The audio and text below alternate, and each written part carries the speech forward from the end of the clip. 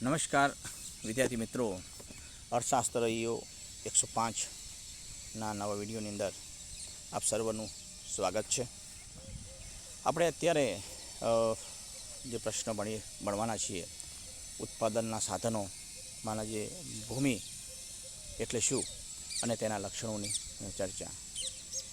અહીંયા ઉત્પાદનના સાધનો મિત્રો એની ચર્ચા કરવી જોઈએ કે ઉત્પાદનના સાધનો 4 છે. જે ઉત્પાદન કાર્ય કરાવનાર આ જે સાધનો છે એ નામ ચોક્કસથી તમને 4 યાદ હોવા જોઈએ. ભૂમિ, મૂડી, શ્રમ અને નિયોજક. ઉત્પાદનના કેટલા સાધનો મિત્રો? 4 સાધનો છે, એ તમને યાદ રહી જવા જોઈએ. ઉત્પાદનના 4 સાધનો: ભૂમિ, મૂડી, શ્રમ અને નિયોજક.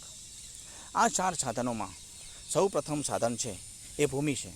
ઘણીવાર આપણને એમ થાય કે ભૂમિ એટલે શું, તો તમે ચોક્કસથી કહી દો સાહેબ જેના પર ચાલીએ છીએ એ ભૂમિ છે. વાત સાચી છે, એ તો ભૂમિ છે જ, પરંતુ અર્થશાસ્ત્રની અંદર એ જે ચાલીએ છીએ એ જે જમીન છે, એ જમીન સિવાય પણ ઘણી બધી કુદરતી જે સંપત્તિઓ છે એને પણ ચોક્કસથી આપણે ભૂમિ કહી શકીએ, કે જે ઉત્પાદન કાર્યમાં ઉપયોગી છે, જે ઉત્પાદનનું સાધન પણ છે.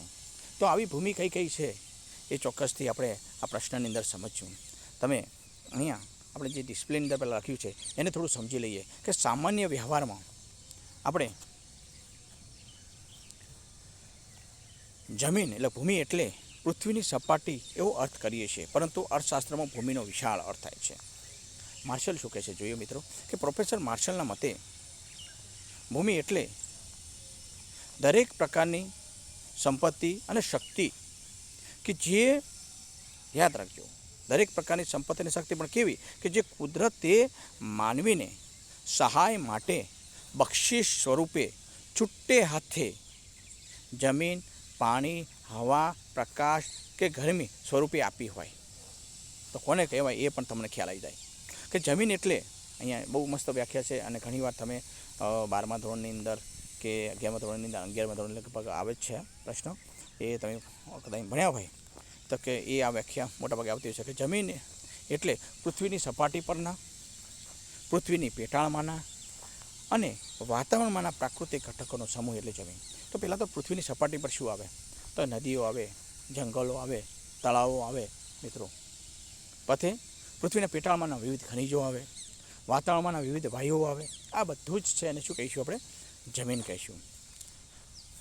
ટૂંકમાં છેલ્લે જોવા કે આથી અર્થશાસ્ત્રમાં ભૂમિ શબ્દ ખેતી કે બાંધકામ માટેની જમીન, ખાણ, ખનિજ, કોલસો, તેલ, ગેસ, વરસાદ, જંગલો, પર્વત, નદી, તળાવ વગેરે ઉત્પાદન કાર્યમાં લઈ શકાતી સઘળી કુદરતી સંપત્તિ ગણાય છે. ટૂંકમાં અહીંયા ખ્યાલ આવી ગયો તમને કે જમીન આપણે કોને કહીશું. થોડું ડિસ્પ્લેની અંદર લાઇટ ઓછી છે કે જોઈ લઈએ. ઓકે, રેડી છે. ટૂંકમાં તમને હવે ખ્યાલ આવી ગયો કે જમીન શું છે. આ જે વાંચશો એકવાર તો ચોક્કસથી એને તમને જમીન એનો ખ્યાલ આવી જશે. તો હવે એના લક્ષણો કયા કયા છે એ થોડા જોઈએ. પહેલાં તો જમીનનો ખ્યાલ આવી ગયો તમને કે જમીન એટલે શું, એ જે વ્યાખ્યા છે પેલી કે પૃથ્વીના પેટાળ પરના જે પૃથ્વીના સપાટી પરના છે અને વાતાવરણમાંના જે પ્રાકૃતિક ઘટકો છે, આ બધું જ જમીન છે. પણ આ એવું છે કે જે ઉત્પાદન કાર્યમાં ઉપયોગી છે અને કુદરત તરફથી એ પ્રાપ્ત થયેલું છે. એને આપણે શું કહીશું? જમીન કહીશું, ભૂમિ કહીશું. હવે એના લક્ષણો પર જઈએ. પહેલું છે કે ભૂમિ એક કુદરતે આપેલ બક્ષિસ છે. એની અંદર લખ્યું છે મિત્રો, તમે જોઈ શકો છો કે ભૂમિ માનવીને કુદરત તરફથી મળેલી ભેટ છે. તે પ્રાપ્ત કરવા માનવીએ શ્રમ કે ખર્ચ કરવો પડ્યો નથી. સ્વાભાવિક છે. એટલે મનુષ્યની અંદર આ ભૂમિ મેળવવા માટે કોઈ ખર્ચ કરવો પડતો નથી. એ કુદરત તરફથી એને પ્રાપ્ત થયેલી છે, વિના પ્રયત્ને, કોઈ પણ પ્રકારની ચૂકવણી વગર, અને એ માનવીએ બનાવેલ નથી. એટલે ભૂમિ એ કુદરત તરફથી મળેલી અમૂલ્ય ભેટ છે એવું આપણે કહી શકીએ.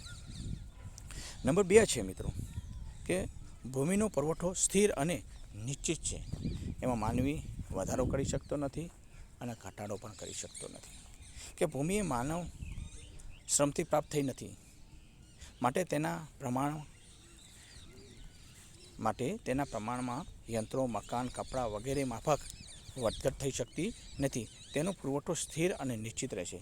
મિત્રો, જમીન વધી શકતી નથી. અત્યારે તમે જોશો તો જમીનની કિંમતો સતત વધતી રહી છે. કારણ છે કે જમીન વધવાની નથી. એટલે જે વસ્તુ નિશ્ચિત છે, સ્થિર છે, અને જે બહુ ઉપયોગી છે, એની ચોક્કસથી કિંમતો વધવાની જ છે. જે બીજા વસ્તુઓ છે કે જે જો એની માંગ સાથે જો એની વસ્તુઓ વધતી હોય તો ચોક્કસથી એની કિંમતો વધારે ન વધી શકે. પરંતુ અહીંયા જમીન છે એ નિશ્ચિત માત્રામાં છે, સ્થિર માત્રામાં છે. એમાં માનવી કોઈ પણ પ્રકારનો ફેરફાર કરી શકતો નથી, એટલે એને વધારી શકતો નથી ટૂંકમાં. બીજું છે ભૂમિ અંકુશ એટલે કે માલિકીમાં આવી શકે તેવી કુદરતી બક્ષિસ છે.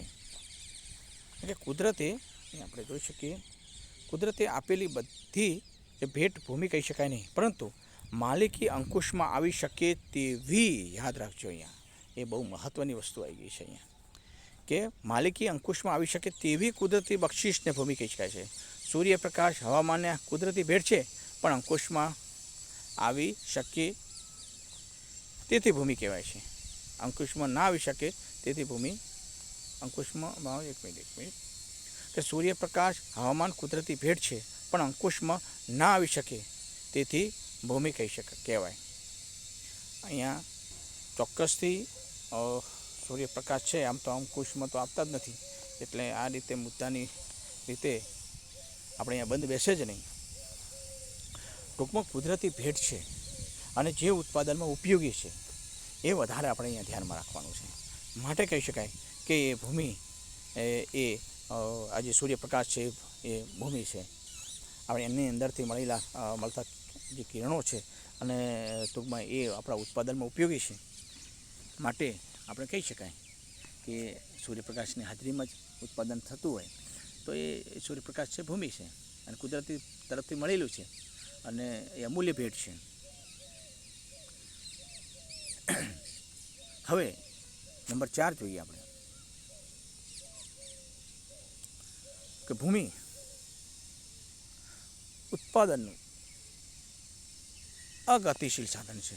સ્વાભાવિક છે, કારણ કે અહીં અંદર વાંચીએ પહેલાં તો કે યંત્રો, વાહનો, નાણાં, કાચો માલ, મજૂરો વગેરે એક સ્થાનેથી બીજે સ્થાને સહેલાઈથી ખસેડી શકાય છે.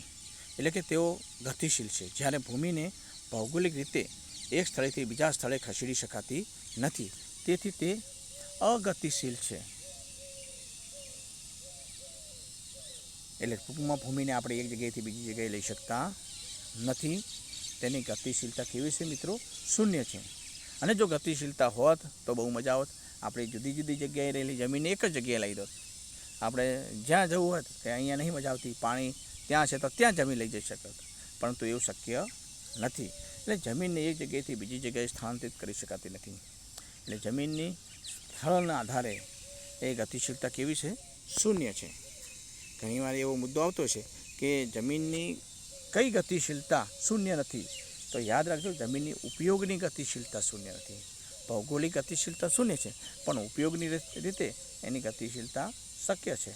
કે એક જમીનમાં એક ઉપયોગ ના થાય તો બીજો ઉપયોગ કરી શકાય. ધારો કે આપણે એમ કહીએ કે જમીનનો કોઈ ટુકડો છે તો ખેતી કરવામાં ઉપયોગી હોય, બાંધકામ ઘર બનાવવામાં ઉપયોગી થાય, ફેક્ટરી બનાવવામાં ઉપયોગ થાય, પાર્કિંગમાં ઉપયોગ થાય, કોઈ મેળાઓને ભાડે આપવામાં ઉપયોગ થાય. ઘણા બધા ઉપયોગ છે, કોઈ પણ ઉપયોગ કરી શકાય.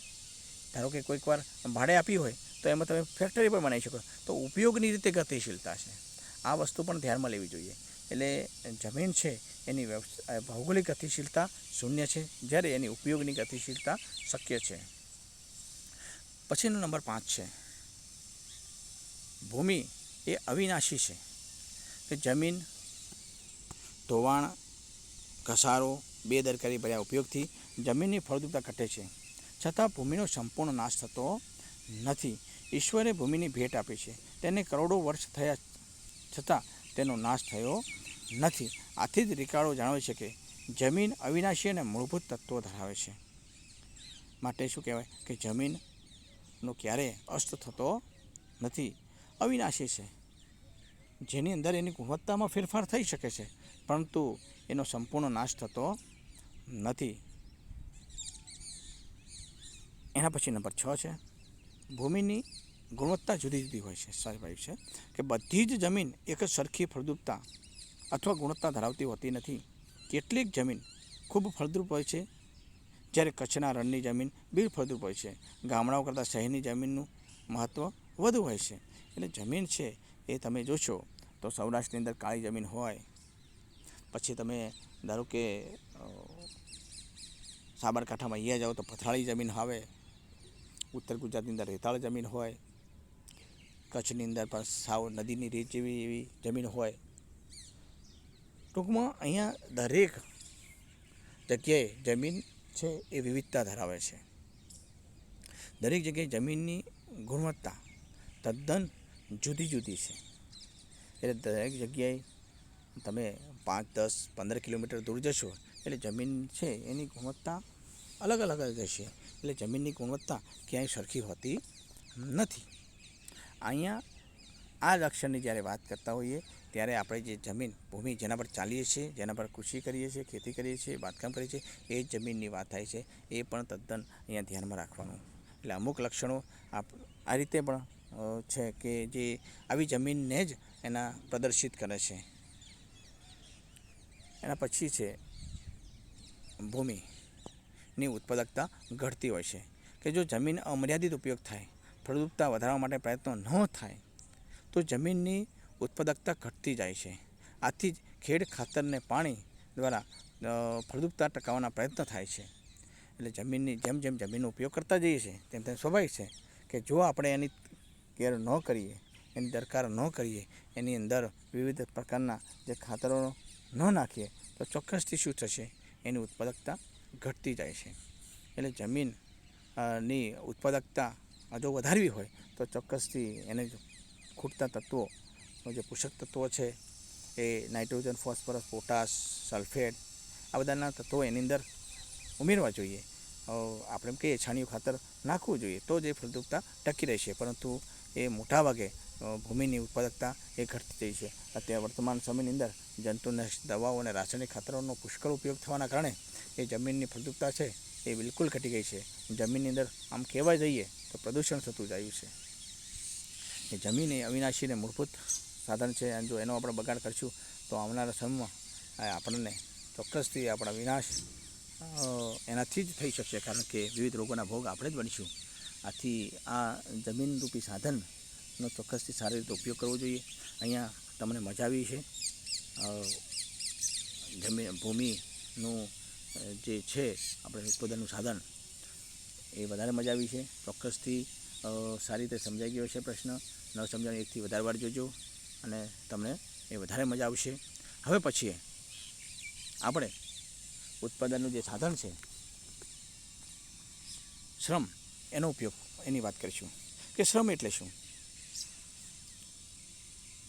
બહુ જ સરળ છે કે કોઈની દેખરેખ નીચે, અહીંયા વિદ્યાર્થી મિત્રો ધ્યાન આપજો, નવો પ્રશ્ન ચાલુ થઈ ગયો છે. કોઈની દેખરેખ નીચે વસ્તુ કે નાણાંના બદલાની અપેક્ષાએ કરવામાં આવતો શારીરિક અથવા તો માનસિક પ્રયત્ન એ શ્રમ. એ શ્રમ એટલે શું કે કોઈકની દેખરેખ નીચે કાર્ય કરતા હોઈએ અને કોઈ વસ્તુ કે નાણાંના બદલાની અપેક્ષાએ કરવામાં આવે છે તેવું શારીરિક કે માનસિક પ્રયત્ન છે એને આપણે શ્રમ કહીશું. પણ જે શ્રમ છે એ આપણે કોઈ બદલાની અપેક્ષાએ કરતા નથી તો એને એ શ્રમ ન કહી શકાય. કે મનુષ્યના માનસિક અને શારીરિક પ્રયત્નો અને કાર્યો જે બીજાની દેખરેખ નીચે આર્થિક પ્રવૃત્તિ કરવા માટે કરવામાં આવે છે તે શ્રમ છે. આ રીતે જોતાં, અહીંયા ધ્યાન રાખજો કે આ રીતે જોતાં ક્લાર્ક, અધ્યાપક, મિલ મજૂર, ખેત મજૂર વગેરે માનસિક અથવા શારીરિક કાર્ય અન્યની દેખરેખ નીચે કરે છે તેથી શ્રમ કહેવાય. પરંતુ વકીલ, ડૉક્ટર, પોતાના ખેતરમાં ખેતી કરનાર ખેડૂત માનસિક શારીરિક મહેનત કરી મજૂરી કરે છે પરંતુ અન્યની દેખરેખ નીચે સૂચના મુજબ કામ કરતા નથી. તેથી તેનો શ્રમ અર્થશાસ્ત્રમાં શ્રમ કહેવાય નહીં. એટલે જેની ઉપર કોઈ મેનેજર કે માલિક નથી, તો એ જે કાર્ય કરે છે એને આપણે શ્રમ કહી શકશું નહીં. એટલે ચોક્કસથી અહીંયા ધ્યાનમાં લેજો, માત્ર શારીરિક માનસિક કાર્ય કરવું એને શ્રમ ન કહેવાય, પરંતુ કોઈની દેખરેખ નીચે કાર્ય કરે છે, સાથે સાથે કોઈ બદલાની અપેક્ષાએ કાર્ય કરે છે, કોઈ નાણાંની બદલાની અપેક્ષાએ કરતા હોઈએ તો એને પણ આપણે શ્રમ કહી શકીએ છીએ. એટલે ચોક્કસથી ખ્યાલ આવી ગયો છે તમને કે શ્રમ એટલે શું, કે કોઈની દેખરેખ નીચે, બીજું કે કોઈ બદલાની અપેક્ષાએ કરવામાં આવતું શારીરિક કે માનસિક કાર્ય એટલે શ્રમ. અહીંયા પહેલું લક્ષણ છે એનું આપણે ચર્ચા કરીએ કે શ્રમ અત્યંત નાશવંત સાધન છે. શ્રમ નાશવંત છે, તેનો સંગ્રહ થઈ શકતો નથી, ગયેલો સમય પાછો આવતો નથી ને વીતેલા સમયમાં કોઈ શ્રમ કાર્ય ના કર્યું હોય તો એનું મૂલ્ય ગુમાવવું પડે છે. આથી શ્રમિકોની સોદા શક્તિ નીચી હોય છે મિત્રો. એટલે આપણે ધારો કે 2 કલાક કામ ન કર્યું હોય તો શું કે બીજા 4 કલાક એકસાથે કામ કરી શકશું. એક દિવસના કામ ન કર્યું હોય એટલે 7 કલાક છે એ બચી જશે આપણા, તો બીજા દિવસે આપણને જે 24 કલાક છે 24 કલાક જ મળે છે. એક દિવસના 24 કલાક ગુમાયા તો બીજા દિવસે 24ના 48 કલાક નહીં થઈ જતા. ટૂંકમાં એક દિવસ આપણે શ્રમ ન કરીએ તો બીજા દિવસે એનાથી ડબલ એટલા સમયમાં કામ કરી શકતા નથી. ટૂંકમાં કહેવાનું કે આપણે અહીંયા શ્રમની બચત થતી નથી.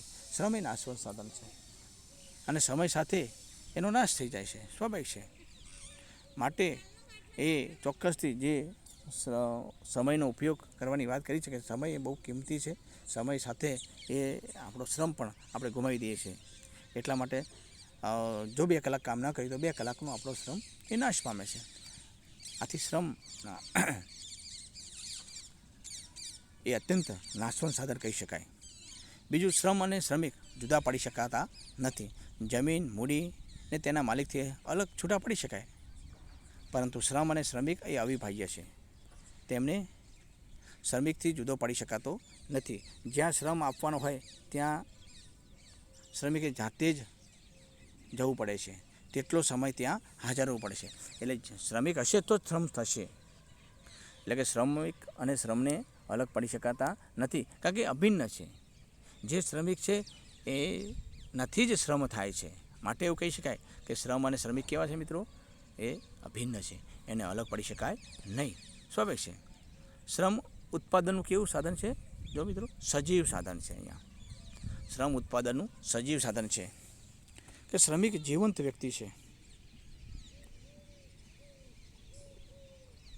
તેની ઈચ્છાઓ, લાગણીઓ, અરમાનો, ઉર્મિ, તેના ઉપર માન અપમાનની અસર થાય છે. મેનેજર, નિયોજક, તેની સાથેનો વર્તાવ, વેતન, વાતાવરણ, મળતી સગવડો વગેરે તેના ઉત્પાદકતા પર સીધી અસર કરે છે. એટલે અહીંયા શ્રમિક છે એ ઉત્પાદનનું કેવું સાધન છે, સજીવ સાધન છે. એ ટૂંકમાં એને વાતાવરણ, લાગણીઓ ઘણી અસર કરતી હોય છે. હવે એના પછીનો જોઈએ આપણે મુદ્દો કે ઉત્પાદકતામાં તફાવત. શ્રમિકોની ઉત્પાદકતા જુદી જુદી હોઈ શકે. કુદરતી બક્ષિસ, તાલીમ, કેળવણી, તંદુરસ્તી, બુદ્ધિ, સાહસ અને ઉત્પાદન વ્યવસ્થા વગેરેના તફાવતને કારણે શ્રમિકોની કાર્યશક્તિ અને કાર્યવૃત્તિ પણ જુદી જુદી હોઈ શકે છે. એટલે આપણે કહી શકીએ ને કે જેને વધારે તાલીમ મેળવી હોય એ વધારે કાર્યશીલ હોય, ઓછી તાલીમ મેળવી છે એ ઓછો કાર્યશીલ છે, સ્વાભાવિક છે. એ પછી ઘણીવાર જેને વધારે શિક્ષણ મેળવ્યું છે, એ ટેકનોલોજીનું વધારે જ્ઞાન મેળવ્યું છે, એ વધારે ટૂંકમાં એનો ઉત્પાદન ટૂંકમાં વધારે કાર્યશીલ છે. જેને ઓછું શિક્ષણ મેળવ્યું છે એ ઓછો કાર્યશીલ છે. એ પણ વાસ્તવિકતા છે. એટલે અહીંયા શ્રમિકોની જે ઉત્પાદકતા છે, ઘણા શ્રમિક છે એ વધારે કમાતા હોય છે, એમનો પગાર વધારે હોય છે, તો ઘણા શ્રમિકો એ જ પ્રકારનું કાર્ય કરતા હોય છે, તેમ છતાં એમનો પગાર ઓછો હોય છે. આનું પાછળનું કારણ છે કે એની ઉત્પાદકતામાં રહેલો એ તફાવત છે. હવે ઘણીવાર તમે ખેતી ક્ષેત્રની અંદર અમુક મજૂરને છે દાડી એ 200 રૂપિયા મળતી હોય તો અમુક મજૂરને દાડી છે એ 150 રૂપિયા મળતી છે. તો ચોક્કસથી આવો તફાવત તમે જોયો હશે. તો શા માટે આવો તફાવત હોય છે? કારણ કે એમની કાર્ય કરવાની શક્તિ, એમની આવડત એ અલગ અલગ હોય છે મિત્રો. માટે કહેવાય કે જેટલો અનુભવ વધારે થાય એમ છે એ પગાર ધોરણ છે એ વધતું હોય છે. એના પછીનો જે મુદ્દો છે, શ્રમ પ્રમાણમાં ઓછો ગતિશીલ સાધન છે. ગતિશીલ છે પણ એની ગતિશીલતા કેવી છે, એ ઓછી છે. કે શ્રમ આપવા શ્રમિકે જાતે જ ત્યાં જવું પડે છે. પરંતુ ધર્મ, રીતિ રિવાજ, ભાષા, રહેણી કહેણી, ખોરાક, રોટી અને કુટુંબના સંબંધોને કારણે શ્રમિકો એક સ્થળેથી બીજા સ્થળે જવા સહેલાઈથી તૈયાર થતા નથી. આમ શ્રમિક ઓછો ગતિશીલ છે. આપણે એમ કહીએ કે 10 જણા છે એ કમાવા માટે ગાંધીધામ ગયા હોય તો તમને ખબર હશે કે 2 મહિનો થશે એટલે 10માંથી ચોક્કસથી 5 થી 6 એ ઘરે આવી જશે અને શું કહે છે કે મને ત્યાં ફાવતું નથી, મને ત્યાં પાણી હકતું નથી, વારંવાર તાવ આવી જાય છે. આનું કારણ શું છે કે એની લાગણીઓ છે એના વતન સાથે, એના ઘર સાથે બહુ બંધાયેલી હોય. એટલે માનવી છે લાગણીઓ સાથે બંધાયેલો હોય છે. એને એવા સ્નેહીઓ, સજ્જનો, મિત્રો ત્યાં ન મળતા હોય તો સ્વાભાવિક છે કે એને ત્યાં ન ફાવતું હોય. એટલે જે શ્રમનું સાધન છે એ ગતિશીલતા એની કેવી છે? ઓછી છે. મોટાભાગના છે એ ત્યાં જઈ શકતા નથી, ઘણા પાછા આવી જતા હોય છે. આવું વિદેશની અંદર પણ જોવા મળે છે કે ઘણા વિદેશમાં ગયા હોય અને થોડા સમયમાં પાછી આવી ગયા હોય એવું બને છે. એટલે આપણું શ્રમિક છે એ પ્રમાણમાં એની ગતિશીલતા કેવી છે? ઓછી છે. હવે પછી જુઓ તમે, શ્રમનો પુરવઠો ટૂંકા ગાળામાં સ્થિર હોય છે. શ્રમ અને શ્રમિક પુરવઠાનો આધાર દેશની વસ્તી, શિક્ષણનું પ્રમાણ, તંદુરસ્તી, કાર્યશક્તિ અને કાર્યવૃત્તિ પર હોય છે. ટૂંકા ગાળામાં આ બધામાં ફેરફાર લાવી શકાતો નથી. આથી ટૂંકા ગાળામાં શ્રમનો પુરવઠો લગભગ કેવો છે? સ્થિર છે. કારણ કે ટૂંકા ગાળામાં તાત્કાલિક શિક્ષણ નથી હોતું, ટૂંકા ગાળામાં તાત્કાલિક વસ્તી નથી વધતી, સ્વાભાવિક છે. ટૂંકમાં આ જે તંદુરસ્તી ન વધી શકે, ટૂંકા ગાળાની અંદર ન વધવાને કારણે ટૂંકા ગાળામાં શ્રમનો પુરવઠો કેવો મિત્રો રહે છે? એ સ્થિર રહે છે. શ્રમ વધી શકતો નથી. અને નંબર 7 છે કે શ્રમિકની ઉત્પાદકતા બદલી શકાય છે. શેના દ્વારા બદલી શકાય મિત્રો? તાલીમ, શિક્ષણ, પોષણયુક્ત આહારથી અને અન્ય પ્રોત્સાહન રૂપી સગવડોથી ચોક્કસથી આપણે શ્રમિકની ઉત્પાદકતા એ બદલી શકાય છે, વધારી શકાય છે. એટલે શ્રમિકની ઉત્પાદકતાનો આધાર પણ એના શિક્ષણ, એની તાલીમ, એના ખોરાક, એની રહેણી કહેણીની સગવડો આના ઉપર આધારિત છે. એટલે અહીંયા ટૂંકમાં આપણે 2 સાધનો, ઉત્પાદનના સાધન વાત કરી, એક જમીન, ભૂમિ અને એક શ્રમ. એટલે ચોક્કસથી તમને અહીંયા ખ્યાલ આવી ગયો છે, વધારે સમજાઈ ગયો છે.